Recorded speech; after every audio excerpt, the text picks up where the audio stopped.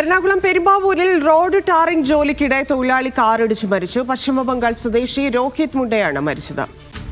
മൊസന വീണ്ടും ചേരുന്നുണ്ട്. മൊസന, വിവരങ്ങൾ. ധന്യ, ഇന്ന് രാവിലെയാണ് ഇത്തരത്തിലൊരു ദാരുണമായ സംഭവം ഉണ്ടായിരിക്കുന്നത്. സൂചിപ്പിച്ചതുപോലെ തന്നെ പശ്ചിമബംഗാൾ സ്വദേശി രോഹിത് മുണ്ട, 23 വയസ്സാണ്. ചേരനല്ലൂർ നമ്പിളി റോഡിൽ ടാറിംഗ് ജോലി നടക്കുന്നതിലെയാണ് ഇങ്ങനെ ഒരു അപകടം ഉണ്ടായത്. നിയന്ത്രണം വിട്ട കാറാണ് ഇദ്ദേഹത്തേക്ക് പാഞ്ഞു കയറിയത്. റോഡിൽ വാഹനങ്ങൾ തിരിച്ചുവിടാനായി നിന്ന തൊഴിലാളിയായിരുന്നു.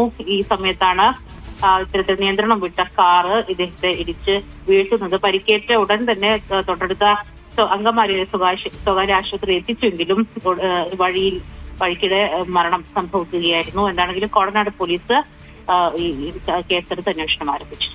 ശരി.